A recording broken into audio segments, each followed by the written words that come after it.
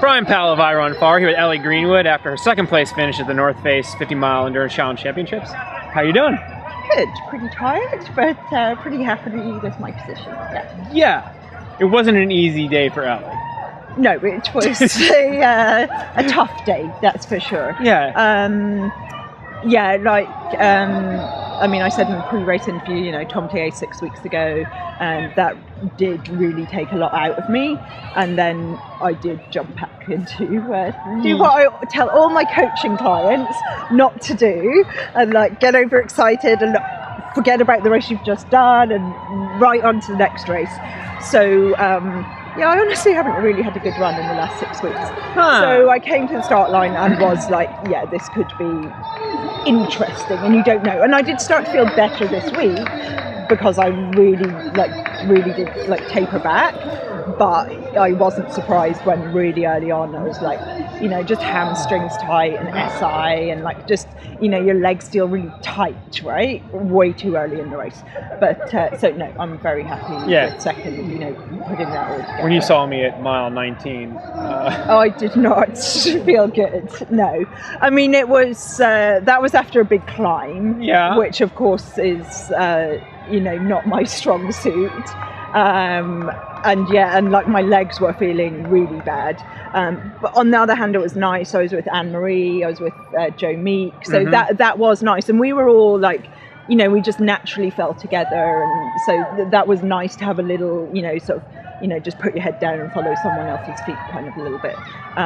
But then we started going out towards McKinnon Gulch, and obviously that's much more runnable and rolling, and that's when the legs sort of got rolling a little bit. And did the mind get rolling too? Yeah, I think so. And it was just generally okay, maybe this isn't quite so bad, and I'll just suffer the uphills.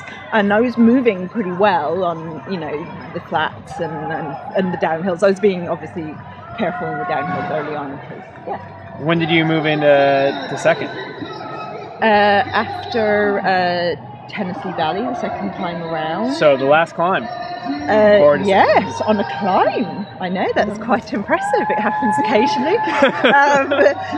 It was funny because before that, first it was I was in third place, after a while, and it was okay, you're 5 minutes back and 3 minutes back, and then it got to you're 7 minutes back, and then it's you're 7 minutes 30 back, so I'm okay, I'm in third place, right? Because I thought I'd run out of time. And then I came into Tennessee Valley and someone was you're 3 minutes back, and I'm going to have to run now. Right, I'm not complaining at this point. But and this was Ruth in second at this point? Ruth was in second, and I'd seen Ruth earlier on, and she had unfortunately for her, a nice bright singlet on, so I could see her up ahead, and she was walking, but fair enough. I mean, I walked a good chunk of that hill, but I made myself run bits, and just walking I was going faster than her. So it was fairly soon after Tennessee Valley, and then I just kept with it, and I had no idea where Megan was, but I did get the impression that she was probably quite a bit ahead. So I pushed hard towards the end, but I wasn't really expecting to see it. Yeah. Did you ever get the impression that someone was breathing down your back? No, not until Larissa came over the finish line. I mean, I had it in my mind, and obviously, like I said, I was thinking, well, you never know. So I was, working hard until the end. So if somebody had passed me, like Larissa, could I have gone a bit faster? Maybe, right? But no. Now, you're in an interesting position. You had a bunch of injury time, both at the beginning of the year and sort of the middle of the year. Yeah. You've been worked your way into shape for Templier and North Face. Do you keep rolling with your season, or do you just call it a short season, take a break? Yeah, I think so. I mean, at the end of the day, I still did Vancouver Marathon. I did do Comrades. I did do Mont Blanc Marathon. Then I did a 20k trail race up in Whistler. I did a 44k race in Revelstoke. So I have actually done, a fair amount. And even in the summer, I was doing a lot of cycling and a lot of hiking. So it wasn't like I had an injury where there was volume. there was volume, and I was keeping fit. And therefore being active. So no, I want to be fresh. So maybe not just.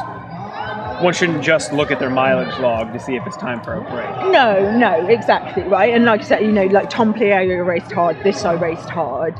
So yeah, I think like for the rest of this year, I will now relax and recover a little bit before next year. What does that look like for you? I mean, how much do you cut? Like, do you cut out running entirely? Do you just do some casual cycling? And for how long? It's not very good for cycling in Vancouver right now. In the pouring rain. In like 2 degrees. Yeah, exactly. I mean, dedicated people will get inside.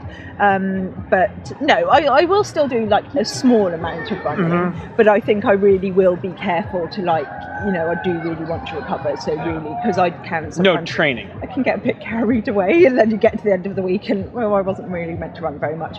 So no, I'll definitely cut back the running. I'm going back to the UK for Christmas, so that'll be a nice chance to have... Be anti-Ellie.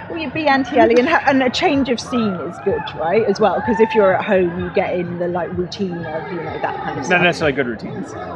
Well, you get into the routine of hey, I go run. Yeah, exactly. And, I'll still do a bit of gym work and whatever, and maybe, I don't know, a bit of cross-country skiing, but just have a bit more fun. So. This is about the time of year when people start dreaming of next year. Yes. You dreaming of anything? I've signed up for one race. Is it South Africa? Yeah, going back to Comrades? I'm going back to Comrades, yes. So that will be my 5th time at Comrades. So that one for sure.